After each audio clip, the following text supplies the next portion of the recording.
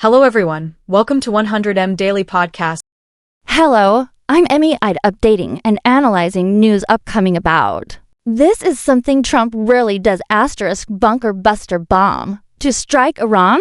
The source presents an excerpt from a Fox News YouTube video discussing the escalating tensions between the United States, Israel, and Iran. It features commentary from news anchors, a former military official, and segments of a press conference with President Trump, focusing on the potential for military action against Iran's nuclear program. The discussion highlights Iran's alleged nuclear ambitions, the strategic importance of facilities like Fordo, and the potential political and military ramifications of a strike. Additionally, the source includes Iran's supreme leader's defiant stance and touches upon the desire for regime change among the Iranian people, suggesting a complex geopolitical situation with high stakes for all parties involved. Welcome, everyone, to the Deep Dive. Today, we're really getting into some high-stakes international relations. That's right. We're focusing on Iran's nuclear program, and the tensions there seem to be, well, really escalating.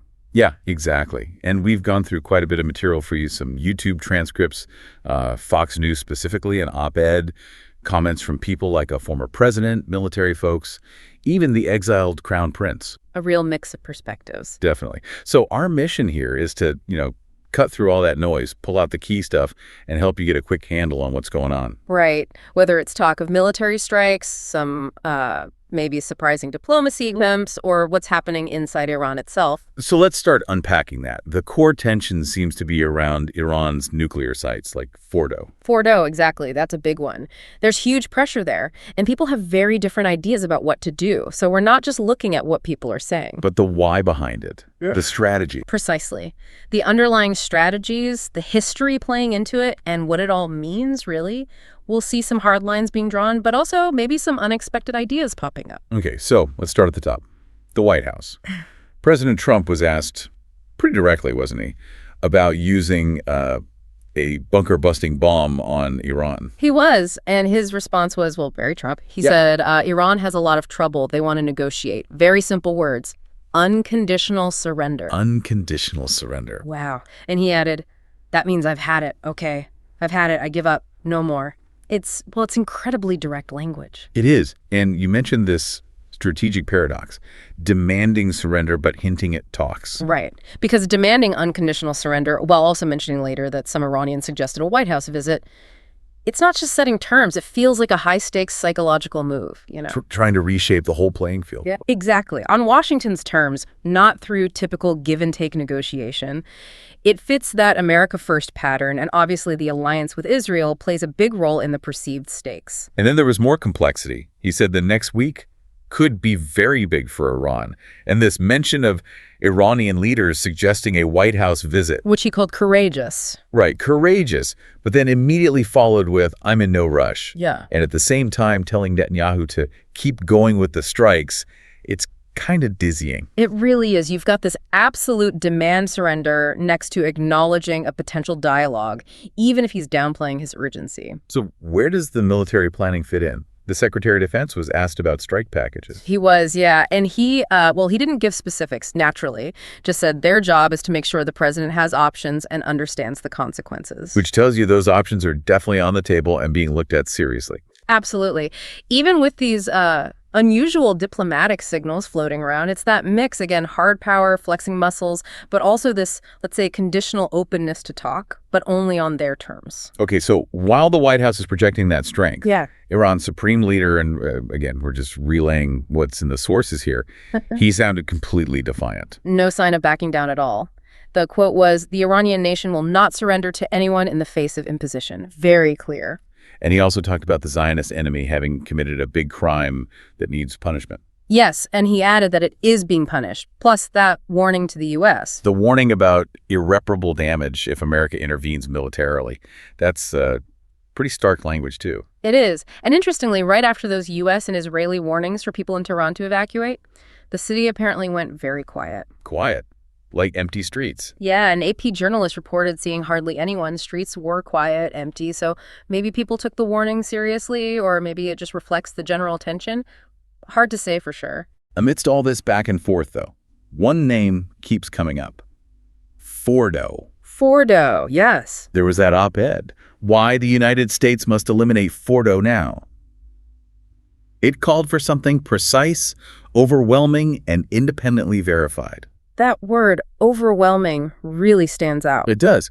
And the ending line of that piece, history will judge our resolve. Let it be said, when the mountain hit the bomb, America shattered the mountain and proved it.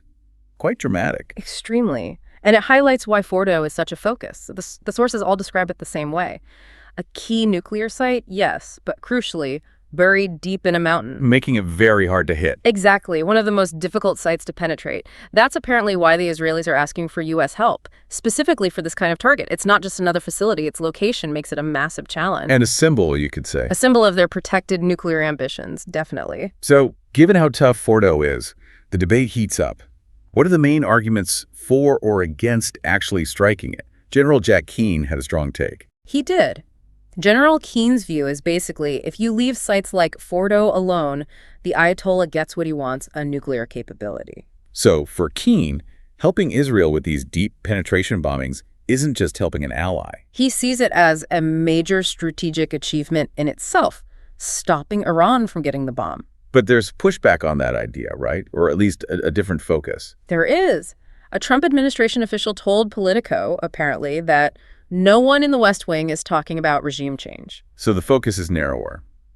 Just the nuclear program, not overthrowing the government. That's what that suggests, yeah. Disarming, not necessarily regime change. Okay, but then you get this Fox News contributor, a former special ops soldier, whose perspective, according to our sources, is much more aggressive. Right, very blunt. The argument presented is bomb the Iranians back to the negotiation table. And the rationale is that doing nothing carries its own risk. And this comes from a place of experience, it seems, mentioning past conflicts. Yes. The source highlights Iran being, in their words, at war with us for decades, recounting experiences in Iraq, U.S. soldiers killed or hurt by Iranian actions, and ongoing attacks on U.S. bases.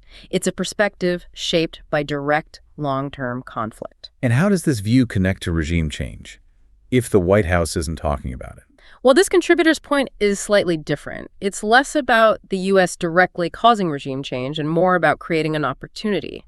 The belief stated is only the Iranian people can change that regime, but the U.S. can give them the opportunity to rise up. So weakening the regime to enable internal change. That seems to be the idea. It shifts the agency back to the Iranian people, but facilitated by external pressure. And this source was also skeptical about dialogue, saying Iranians are all talk. Yes, describing them as masters at manipulating speech and arguing that talk in that region doesn't work. The region understands strength.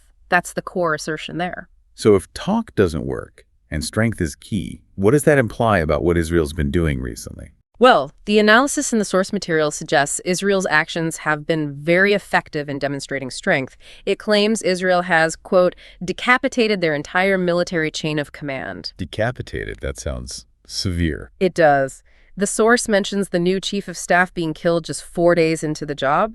It also says the Mossad is targeting leaders in their home and has the mullahs on the run. Wow. So the idea isn't necessarily a long war. Not according to this view. It suggests a long, protracted campaign might not be needed because Israel is already hitting hard at the leadership and capabilities. The goal described is to reestablish deterrence and strike facilities, cripple them, rather than get bogged down. Shifting focus a bit to the longer-term picture inside Iran. We have the exiled crown prince's perspective. He seems optimistic. He does. He's quoted as believing the regime can be toppled, calling it not a if, but when, and a tremendous opportunity. And he distinguishes between the regime and the people. Very much so. His argument, as presented, is that the problem and mischief isn't from the majority of Iranians. He claims they want peace, they want a relationship with the West, and they've been oppressed for decades. So he sees a potential ally in the Iranian population itself if the regime changes. That's the clear implication, yes. A desire for a different future simmering beneath the surface. Okay, so that brings us to a final kind of nagging question from the sources.